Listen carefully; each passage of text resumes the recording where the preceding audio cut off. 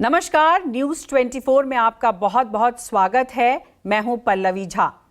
आज के शो में बात होगी मन की सेहत की, जो जब बिगड़ती है तो उसकी आहट तक नहीं आती। उसका ना कोई टीका है, ना कोई नाड़ी जिसे छूकर चट से बीमारी को पकड़ लें और पट से देसी इलाज कर दे। ये दबे पांव आता है और जीवन में अंधकार के सिवाय कुछ नहीं छोड़ता। ऐसा अंधेरा कि जीवन फंदे की तरफ बढ़ता चला जाता है। आपको जानकर हैरानी होगी कि एक रिपोर्ट कहती है कि देश की सरहद की रक्षा करने वाले सैनिकों की मौत दुश्मनों की गोलियों से ज्यादा डिप्रेशन से हो रही है।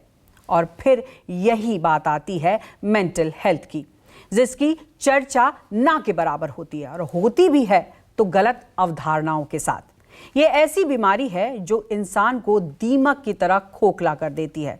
तो इसी पर चर्चा करने के लिए आज हमारे साथ बेहद ही खास डॉक्टरों का पैनल मौजूद है।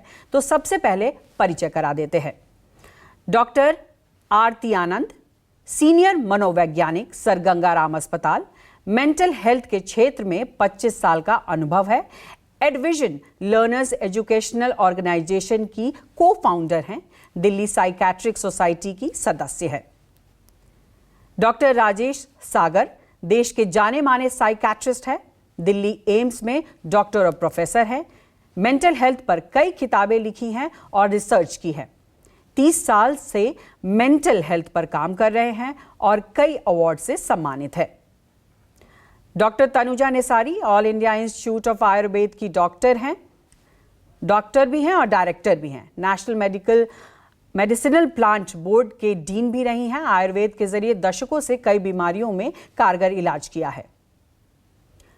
डॉक्टर शिप्रा सिंह देश के जाने माने अस्पताल institute of human behaviour and allied sciences, जिसे इहबास कहा जाता है, उसमें एसोसिएट प्रोफेसर हैं और बच्चों के मानसिक स्थिति और मेंटल हेल्थ के लिए काम कर रही हैं। डॉक्टर शिप्रा सिंह कई अवार्ड से सम्मानित की जा चुकी हैं। तो तमाम जो डॉक्टर्स हैं वो जुड़ चुके हैं हमारे साथ। तो उनसे क्या क्या सवाल होंगे, आइए उस पर भी नजर डाल देते हैं। भारत में डिप्रेशन के कितने मरीज? डिप्रेशन के शुरुआती लक्षण क्या है? डिप्रेशन के कितने होते हैं स्टेज? एंजाइटी, डिप्रेशन और स्ट्रेस में क्या है अंतर? एंजाइटी का अटैक मतलब क्या? एक ही बात को बार बार सोचने से क्या होता है? क्यों बढ़ रहा है अवसाद और स्ट्रेस? मेंटल हेल्थ पॉलिसी कैसे है मददगार? कोरोना ने डिप्रेशन को कितनी हवा दी है? क्या खान पान भी प्रभावित करता है डिप्रेशन को? बच्चों में क्यों हो रहा है डिप्रेशन? डिप्रेशन के कितने रूप और क्या इसका इलाज संभव? योग क्या डिप्रेशन का इलाज कर सकता है? क्या पोस्ट और प्री प्रेगनेंसी में भी होता है डिप्रेशन? तो ये जो तमाम सवाल हैं, उनके साथ हमारे साथ इस वक्त एक्सपर्ट्स मौजूद हैं।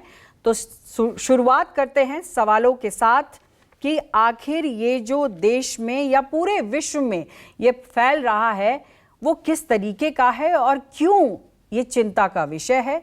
और इस वक्त ये न्यूज़ 24 गुजारिश भी कर रहा है कि हेल्थ 24 शो अगर आप देख रहे हैं तो इसको बहुत गौर से सुनिए, क्योंकि ये डिप्रेशन ही कई और बीमारियों को घातक बना रहा है।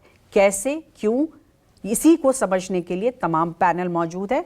तो सबसे पहले डॉक्टर सागर, आपका रुख करना चाहूंगी। सर, स्ट्रेस, एंजाइटी, डिप्रेशन, क्या फर्क है, क्या अंतर है और ये कैसे कैसे स्टेज में पहुंचता चला जाता है?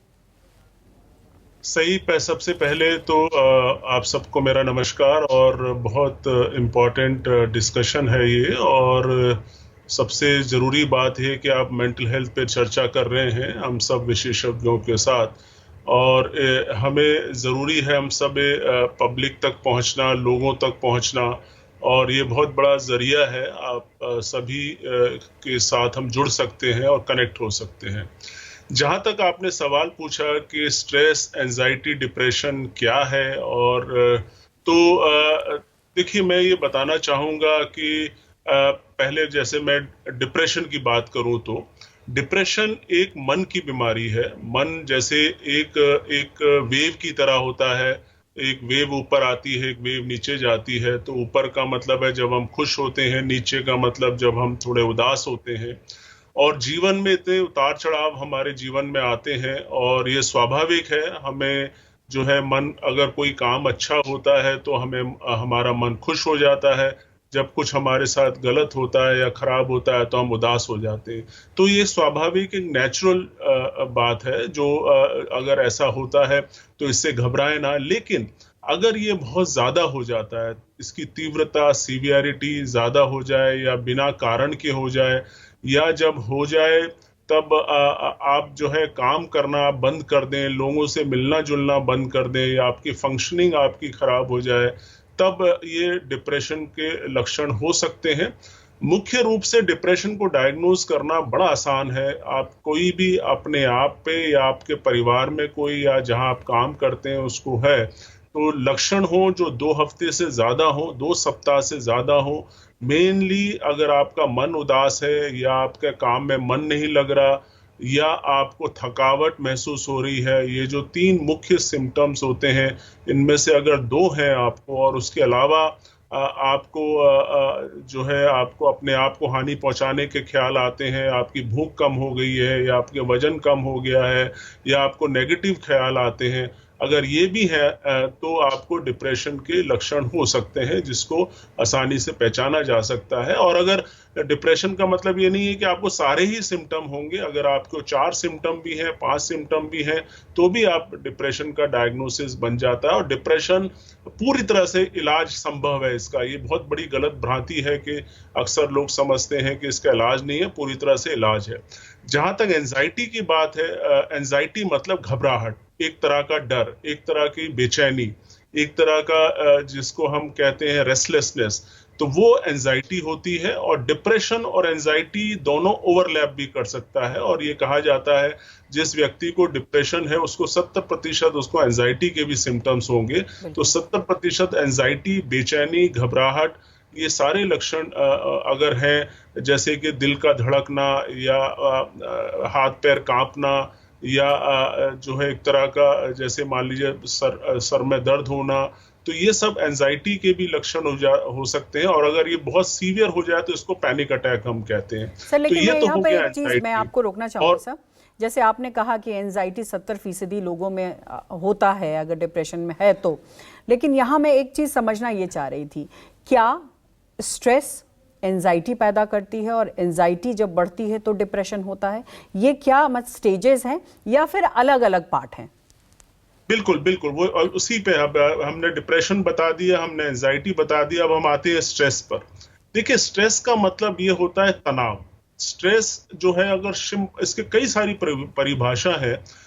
सिंपल वे में अगर कहें, अगर हमारी जो डिमांड ज्यादा है अपनी रिसोर्सेज से, तो वो जो इम्बैलेंस होता है वो स्ट्रेस उसको हम कहते हैं। जिसका जो प्रभाव है हमारे मन पर पड़ता है, हमारे मानसिक स्वास्थ्य पे पड़ता है, वो स्ट्रेस है। स्ट्रेस एक तरह का स्टिमुलस है जो किसी भी रूप में आ सकता है। स्ट्रेस का मतलब उसके कई कारण इंटरनल हो सकते हैं या एक्सटर्नल हो सकते हैं, लेकिन ये एक तरह का स्टिमुलस है। अगर किसी व्यक्ति को स्ट्रेस है, मान लीजिए उसके घर में कोई व्यक्ति बीमार हो गया है या कोई, तो उसको एक स्ट्रेस की स्थिति में है, तो उससे हो सकता है उसको एंजाइटी हो सकता है उससे उसको डिप्रेशन की प्रॉब्लम हो। तो स्ट्रेस एक प्रकार का स्टिमुलस है, स्ट्रेस एक प्रकार का इम्बैलेंस है, जहां पे आपके रिसोर्सेज और आपकी डिमांड में जो इम्बैलेंस क्रिएट होता है और उसकी वजह से आपके मन पर प्रभाव पड़ता है, आपके स्वास्थ्य पर जो प्रभाव पड़ता है। और स्ट्रेस का मतलब ये नहीं है कि सिर्फ आपका साइकोलॉजिकल हेल्थ पे इसका प्रभाव होगा, सिर्फ एंजाइटी या डिप्रेशन होगा। स्ट्रेस का प्रभाव आपका फिजिकल हेल्थ पे भी पड़ता है, जैसे डायबिटीज या हाइपरटेंशन। आपके डॉक्टर आप जाते होंगे अगर हाइपरटेंशन के इलाज के लिए या डायबिटीज के लिए या स्किन की बीमारी के लिए, इवन आपकी पेट की बीमारी के लिए, तो वो भी कहते हैं अपने स्ट्रेस को आप कम कीजिए, आप स्ट्रेस कम कीजिए। वही डॉक्टर साहब, यही मतलब है कि अगर कोई अंडरलाइंग डिजीज है, चाहे वो डायबिटीज हो या हार्ट की समस्या हो या कोई और भी समस्या हो, तो अगर आप स्ट्रेस लेते हैं तो वो कहीं ना कहीं आपकी बीमारी को और ज्यादा बढ़ाता है। ऐसे में ये सवाल आता है कि जब ये हम चर्चा कर रहे हैं तो ये भी कह रहे हैं कि डिप्रेशन दबे पांव आता है, इसकी आहट समझ नहीं आती है, इसके लक्षण हमें समझ नहीं आते और आते हैं तो काफ़ी देर हो जाती है। तो ऐसे में डॉक्टर आनंद, मैं आपसे समझना चाहूँगी, आप हमें बताइए, क्योंकि जो पहली सीढ़ी जिसको हम कहते हैं वो होती है कि काउंसलिंग बहुत ज़रूरी है इसमें। तो जो लक्षण हैं वो प्राइमरली क्या होने चाहिए? जो घर में बैठे दर्शक देख रहे हैं, हो सकता है उनको ना समझ में आ रहा हो कि डिप्रेशन है, वो टीवी देख रहे हैं, हो सकता है वो देख रहे हैं लेकिन उनके बैक ऑफ द माइंड कुछ और चल रहा हो। क्या ये सब भी लक्षण होते हैं डिप्रेशन के? एग्जैक्टली काफ़ी बार ये देखा गया है कि जो डिप्रेस पेशेंट है वो धीरे धीरे आइसोलेटेड होना शुरू कर देता है, वो बातें करना बंद कर देता है लोगों से, या चुलबुला है तो वो सहमा चुप चुप खोया खोया रहता है। ये एक लक्षण दिखते हैं। कई बार वो खाने में या तो ज़्यादा खा रहा है या कटौती हो गई है खाने में, वेट लॉस दिख रहा है लोगों में। और बच्चों में और एडल्ट्स दोनों में कई बार क्या होता है कि आप काम नहीं कर पाते, कंसंट्रेट नहीं कर पाते। बच्चों में ये लक्षण देखे जाते हैं, वो स्कूल में कंसंट्रेट, क्लास वर्क, होमवर्क नहीं कर पा रहे हैं और टेस्ट ड्रॉप हो रहे हैं। और एडल्ट्स में वो काम नहीं कर पा रहे हैं, काम में भी लोग उन्हें ये कह रहे हैं कि आजकल आप चुप चुप रहते हैं, आप गलतियां बहुत निकाल रहे हैं। और अपने में एक नेगेटिव थिंकिंग भी चल रही होती है जिस कारण वो किसी से अपनी बात नहीं कह पाते। मैं यहाँ ये समझना चाह रही हूँ कि जो लोग बात करना चाहते हैं, अपनी परेशानी को डिस्कस करना चाहते हैं, उनके लिए काउंसलिंग कितनी जरूरी है? बहुत जरूरी है। काउंसलिंग के लिए वो कब आए, कब बात करें, ये जरूरी सवाल है। सबसे पहले जैसे ही उन्हें लगे कि मेरे को कुछ प्रॉब्लम है या मैं चुप चुप रहने लगी हूँ और मेरे से काम नहीं हो पा रहा या मेरी बात कोई समझ नहीं पा रहा, मैं अपने माता पिता को बता रही हूँ, भाई बहन को बता रही हूँ, पर उनको समझ नहीं आ रहा, उनको मेरी बात नहीं समझ आ रही, तो तुरंत काउंसलर के पास जाएं, साइकोलॉजिस्ट के पास जाएं और उनसे अपनी बात रखें। अगर आपका माइल्ड डिप्रेशन है या आपको अभी 15 दिन या 20 दिन ही हुए हैं या 1 महीना हुआ है और आप अभी काम भी कर पा रहे हैं, तो काउंसलिंग द्वारा आपकी हेल्प की जा सकती है। अगर आप बहुत सिवियरली डिप्रेस्ड हैं और आप सो नहीं पा रहे या आपकी सोशल लाइफ में प्रॉब्लम आ रही है या आप काउंसलिंग से भी नहीं प्रॉब्लम सॉल्व हो पा रही आफ्टर फ्यू सेशंस, देन हम रिकमेंड करेंगे साइकियाट्रिस्ट के पास जाके मेडिसिन्स लें। सो सबसे पहली सीढ़ी ये है कि आप अपनी प्रॉब्लम पहले अपने घर वालों को बताएं, और घर वाले अगर समझ नहीं पा रहे या समझ भी पा रहे हैं तो तुरंत ही एक साइकोलॉजिस्ट के पास जाएं जिससे आप अपनी पूरे मन की बात बताएं जो आप शायद अपने पेरेंट्स, फ्रेंड्स या रिश्तेदारों से नहीं कर पाते। वो एक आपको एक क्लोज, जी बिल्कुल, इसको हम आसान भाषा में इसको ऐसे कह सकते हैं कि अनयूजुअल बिहेवियर आपके खुद के अंदर दिखाई पड़ रहा हो या आपके घर में किसी व्यक्ति के अंदर दिखाई पड़ रहा हो जो कि यूजुअल बिहेवियर से बिल्कुल अलग है, तो वहाँ आपको सचेत होने की ज़रूरत है। और तब ज़रूरी है कि आप काउंसलर को मिले और काउंसलिंग कराएं। इसमें झिझक को जो है वो ख़त्म करने की ज़रूरत है। ऐसे में तनुजा निसारी मैम, आपका बहुत बहुत स्वागत करते हैं। आयुर्वेद, योग, मेडिटेशन, ये बहुत ही इम्पॉर्टेंट रोल प्ले कर रहा है डिप्रेशन, स्ट्रेस और एंजाइटी में। किस तरीके से आप देखती हैं, क्योंकि सिर्फ भारत ही नहीं पूरा विश्व इस वक्त बहुत ही तेज़ी से इसके चपेट में आया है, क्या करना चाहिए सबसे पहले और किस तरीके से इसका बचाव करना चाहिए? योग क्या सजेस्ट करता है, आयुर्वेद क्या सजेस्ट करता है?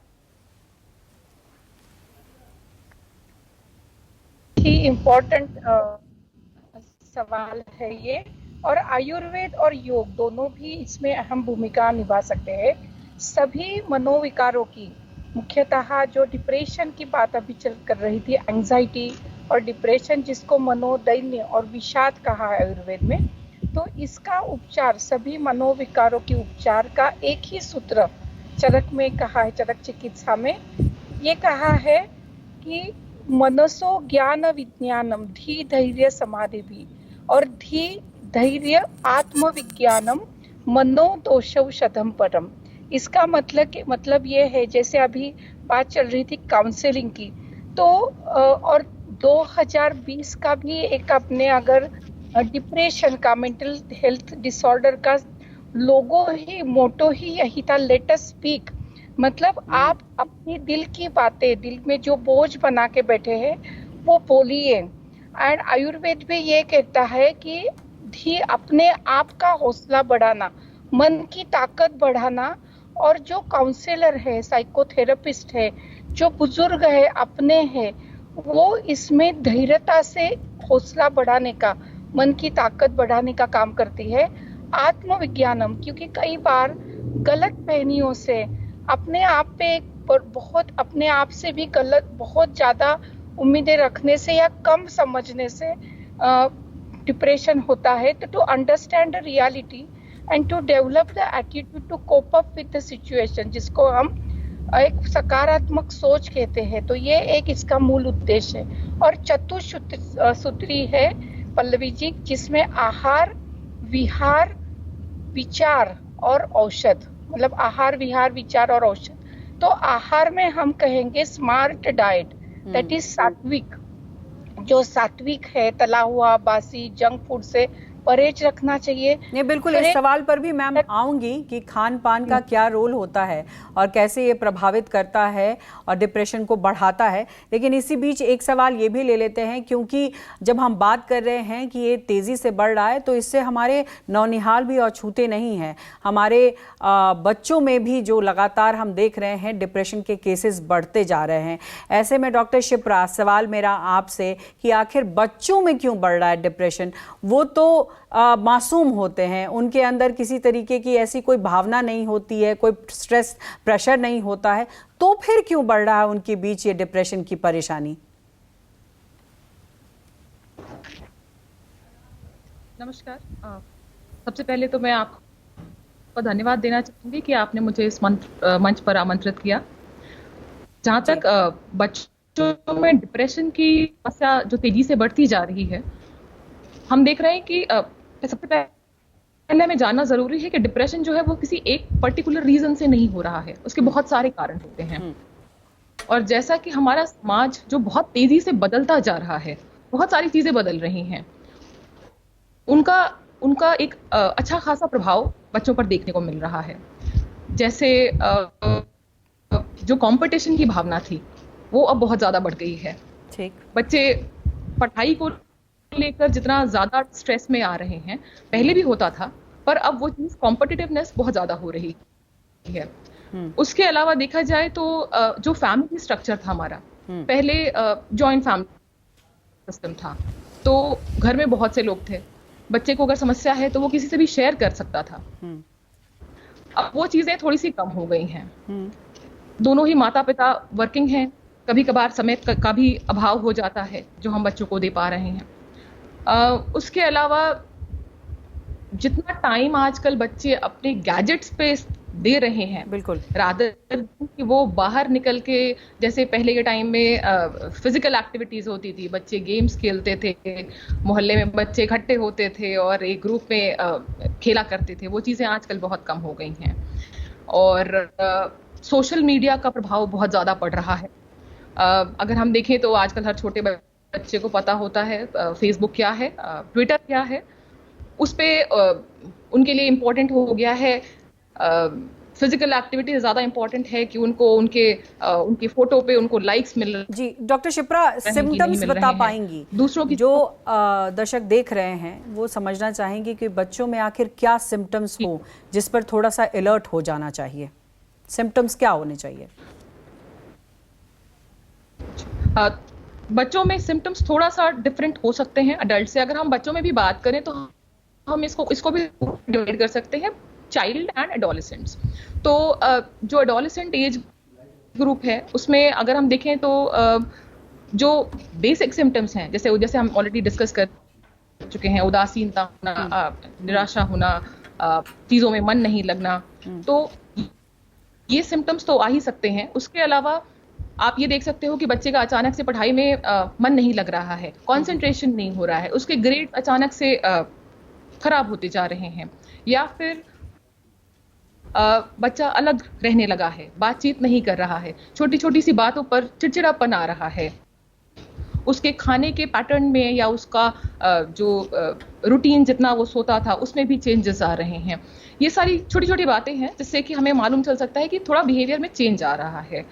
तो जरूरी नहीं है वो अपने मन के भाव को उतना क्लियरली बता पाए जैसे कि एडल्ट्स बता पाए कि उनके मन में क्या सोच चल रही है, वो निराश है, दुखी हैं, वो अपने भविष्य को लेकर परेशान है, शायद उतनी क्लैरिटी से वो ना बता पाए। लेकिन मन में जो उथल पुथल है वो इन लक्षणों के माध्यम से हमें, और इसीलिए ज़रूरी है कि सकती उनके है। माता पिता को ज़्यादा फोकस करना चाहिए, अपने बच्चों से बात करना चाहिए, हमेशा ही उनके मन की बातों को समझना चाहिए। और अगर आपको ये फील हो रहा है कि आपका बच्चा दिक्कत में है तो बेझिझक डॉक्टर से मिलिए, उस बैरियर को तोड़िए, जाइए, मिलिए और अपने बच्चे का भविष्य बचाइए। ऐसे में डॉक्टर सागर, फिर मैं आपके पास आना चाहूँगी सर। यहाँ ये समझना चाहेंगे कि डिप्रेशन के कितने रूप हैं, कितने स्टेज हैं, कब ये भयानक रूप ले लेता है और कब इसकी शुरुआती लक्षण होते हैं? देखिए, अगर कहें तो डिप्रेशन के कई प्रकार होते हैं और मुख्य रूप से अगर हम कहें तो एक डिप्रेशन हो गया और एक हम बोलते हैं जो क्रॉनिक होता है, 2 साल तक रहता है, उसको डिस्थाइमिया बोलते हैं, वो थोड़ा हल्का होता है, मतलब पूरे 2 साल से ज्यादा रहता है। एक जो बहुत इम्पोर्टेंट है जिसको इसी संदर्भ में डिस्कस करना, एक जो डिप्रेशन है उसको हम बाइपोलर डिसऑर्डर के साथ भी डिप्रेशन होता है। तो थोड़ा सा बताना चाहेंगे, एक तो हो गया कि आपको डिप्रेशन की प्रॉब्लम है, जैसे हम चर्चा कर रहे हैं, जहाँ पे उदासी है या काम में मन नहीं लगना या अकेलेपन रहना या थकावट होना, वो सब लक्षण है। उसी व्यक्ति को हो सकता है पहले उसको उसके उल्टे सिम्टम्स रहे हों, जैसे बहुत तेजी में आ जाना, बहुत गुस्सा करना या बहुत डिमांड करना या ज्यादा बातें करना, तो उसको हम बाइपोलर डिसऑर्डर या मैनिया कहते हैं। और उसमें भी जो है डिप्रेशन हो सकता है, क्योंकि इन दोनों स्थिति में इलाज जो है अलग अलग होता है। तो ये कई व्यक्तियों को इस तरह, और वो एक सीवियर बीमारी है बाइपोलर डिसऑर्डर, जो लेकिन ट्रीटेबल है, पूरी तरह से उसका ट्रीटमेंट संभव है। तो डिप्रेशन उस संदर्भ में भी हो सकता है। और डिप्रेशन जो है, ये भी बताना जरूरी है कि किसी व्यक्ति को अगर कोई फिजिकल इलनेस है या मेडिकल इलनेस है, जैसे फॉर एग्जांपल डायबिटीज है या हार्ट की प्रॉब्लम है या पेट की प्रॉब्लम है, तो उसमें भी डिप्रेशन हो सकता है। और ये देखा गया है 30 से 40% लोगों को उसमें भी डिप्रेशन होता है। और ये भी बताना बहुत जरूरी है कि अगर कोई व्यक्ति है जिसको डायबिटीज है और डिप्रेशन भी है, और ये देखा गया है कि डिप्रेशन का ट्रीटमेंट करने से उनका डायबिटीज या उसकी जो कॉम्प्लिकेशन है वो भी हद तक ठीक हो जाती है। क्योंकि जिस व्यक्ति को डायबिटीज और डिप्रेशन है, तो उस व्यक्ति क्या वो ट्रीटमेंट अपना नहीं पूरी तरह से केयर कर पाता, मोटिवेशन कम होता है, खान पान में जो परहेज करना है वो नहीं कर पाता क्योंकि डिप्रेशन की वजह से। तो कहने का मतलब है कि अगर आपको डायबिटीज या कोई भी फिजिकल इलनेस है या कोई भी मेडिकल प्रॉब्लम है, अगर उसके साथ साथ डिप्रेशन है या और कोई मानसिक परेशानी है, तो उसको नजरअंदाज ना करें, उसको भी देखें। तो डिप्रेशन हम समझ सकते हैं कितने प्रकार है, तो ये अलग अलग प्रकार हो सकते हैं। डिप्रेशन जैसे आपने बताया, डिप्रेशन पोस्टपार्टम डिप्रेशन भी हो सकता है। कोई महिला जो है जिसको डिलीवरी हुई है, उसके कुछ हफ्ते के बाद अगर डिप्रेशन है तो वो हो सकता है। और डिप्रेशन जैसे बताया कि एडोलेसेंट बच्चों में भी हो सकता है, एडोलेसेंट में हो सकता है। ओल्ड एज में देखा गया है डिप्रेशन जो है वो भी काफी सीवियर हो सकता है। तो एक तो ये है कि डिप्रेशन, ये मान के चलिए किसी भी आपकी एज में हो सकता है, आप चाहे बच्चे से या एडोलेसेंट या अडल्ट या ओल्ड एज, इसमें हो सकता है। पुरुष में, महिला में हो सकता है, कई प्रकार की बीमारियों से एसोसिएटेड हो सकता है। और एक है जिसको हम बोलते हैं रिकरेंट डिप्रेसिव डिसऑर्डर के। डिप्रेशन का एक बहुत बड़ा इंपॉर्टेंट बात यह है, एक बार किसी को डिप्रेशन हुआ तो ये ना सोचिए कि उसको आगे भविष्य में नहीं होगा, इसीलिए दवा और ट्रीटमेंट का इंपॉर्टेंट होता है। तो एक बार होता है तो उसको फ्यूचर में भी हो सकता है। तो इसमें घबराने की बात नहीं है। कोई भी बीमारी है अगर आपको आज चोट लगी है तो आप ये कह नहीं सकते अगली बार नहीं लगेगी। तो उसी प्रकार से डिप्रेशन भी है, वो भी एक रिकरेंट मूड डिसऑर्डर है। और सबसे बड़ी बात यही है डॉक्टर साहब कि इसको समझने की ज़रूरत है कि आप बीमारी है ये, लेकिन ये ऐसी बात नहीं है जिसे आपको छुपाने की ज़रूरत है। इसके बारे में बोलिए, जैसे डॉक्टर निसारी ने कहा, लेट अस स्पीक, इसके बारे में बात करिए। ये मत सोचिए कि आपके बारे में लोग क्या कहेंगे। अगर आप बोलेंगे तभी इसका इलाज होगा, और अगर आप नहीं बोलेंगे तो ये जानलेवा हो जाएगा। ऐसे में डॉक्टर साहब एक सवाल और भी मेरा है कि क्या कोरोना की वजह से केसेस में बढ़ोतरी हुई? क्या कोरोना ने डिप्रेशन को बढ़ाया है, और बढ़ाया है तो किस हद तक बढ़ाया है? बहुत सही सवाल किया आपने। देखिए, हमें ये दुर्भाग्यवश जो मेंटल हेल्थ की इम्पोर्टेंस जब कोरोना आया तो बहुत ज़्यादा बढ़ गई। हम हमेशा ये कहते हैं हमें मेंटल हेल्थ की इम्पोर्टेंस के लिए कोरोना जैसे चीज़ों का नहीं होना चाहिए, क्योंकि हमने देखा कोरोना के बाद बहुत इम्पोर्टेंट हो गया, बहुत चर्चा हुई, बहुत लोगों ने वेबिनार दिए, बहुत लोगों ने डिस्कशन हुआ। तो ये बात सही है, जो पूरे ग्लोबल आंकड़े हैं इसमें कहा गया है कि 26 से 27% एंजाइटी और डिप्रेशन में बढ़ावा हुआ है कोविड की वजह से। और हम हमेशा कहते हैं कि कोविड जो व्यक्ति को हुआ है, लेकिन मानसिक बीमारियां, डिप्रेशन तो उनको भी हुआ जिनको कोविड नहीं था, जिनके परिवार में मृत्यु हुई है, जिनके परिवार में स्ट्रेस से गुजरे हैं, उन्हें एक प्रकार का डर था, भय था, तो वो व्यक्ति तो अफेक्टेड हुए हैं जो कोविड से पीड़ित थे, कोविड इन्फेक्ट हुआ या उनके परिवार में हुआ, चाहे खुद उनको ना हुआ हो, लेकिन वो भी अफेक्टेड हुए मानसिक बीमारियों के साथ। तो इसका आप देखें कितना प्रभाव था, और इसीलिए जो ग्लोबल आंकड़े हैं वो कहते हैं कि 26 से 27% इसमें बढ़ावा हुआ। लेकिन हम फिर भी ये कहेंगे, जैसे जो चर्चा हो रही थी, जो 2017 का जो वर्ल्ड हेल्थ डे का जो थीम था, डिप्रेशन लेट्स टॉक, तो ये बात बिल्कुल सही है कि हमें जो इसके साथ जो बैरियर है, जो स्टिग्मा है, उससे बाहर आना है। और मैं फिर कहूंगा, डिप्रेशन जो है कंप्लीटली ट्रीटेबल कंडीशन है, कंप्लीटली ट्रीटेबल, आप पूरी तरह से ठीक हो सकते हैं। और ये सब भ्रम है, भ्रांतियां हैं कि इसका इलाज नहीं हो सकता और इसका जीवन भर इलाज चलता है और पता नहीं दवाइयां कैसी हैं या ट्रीटमेंट कैसा है। ऐसा कुछ नहीं है, पूरी तरह से व्यक्ति ठीक हो जाता है। और दूसरी बात कि ये पूरी तरह से जो है आसानी से इसका डायग्नोसिस भी हो रहा है सर। लेकिन वही सवाल है सर कि जैसा आपने कहा कि जो सोशल स्टिग्मा है, वो मुझे लगता है वो सबसे बड़ा बैरियर है। लोग अगर ये समझते तो शायद इस तरीके के आंकड़े जो दिखाई पड़ते वो नहीं दिखाई पड़ते। ऐसे में तनुजा निसारी मैम, मैं फिर से आपका रुख करूंगी। खान पान की बात हो रही थी, खान पान कितना महत्व रखता है? क्या खान पान से भी जो है डिप्रेशन बढ़ता है, एंजाइटी बढ़ती है? और एक और बात कि ज़्यादा खा लेना, कई बार बार बार आप खा रहे हैं, बार बार खा रहे हैं, क्या वो भी एक इंडिकेशन होता है? और ऐसे में क्या करना चाहिए, क्या सलाह देंगी आप? बहुत ही इम्पोर्टेंट सवाल है, क्योंकि आयुर्वेद में जो खान पान है, इवन भगवत गीता में भी आया है कि सात्विक, राजसिक और तामसिक। तो जो सात्विक डाइट है वो सत्व गुण को बढ़ाता है, मेंटल अलर्टनेस, पॉजिटिव एटीट्यूड बढ़ाता है। लेकिन जो तामसिक आहार है, डाइट है, वो 100% डिप्रेशन को बढ़ाता है।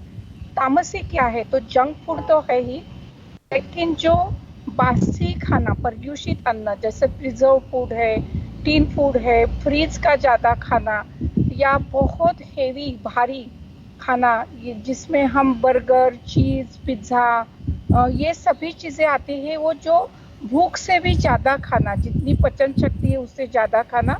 और जैसे आपने कहा कि बार बार खाना, क्योंकि कई बार जब मूड डिप्रेस होता है तो जिसको बुलिमिया कहते हैं, स्ट्रेस में आके व्यक्ति टीवी देखते हुए बार बार खाए जा रहा है, जो पचाने की भी उसमें क्षमता नहीं, वो ज़्यादा, तो उससे आयुर्वेद में आम, टॉक्सिन और तम बढ़ता है, और वो 100% डिप्रेशन का कारण होता है।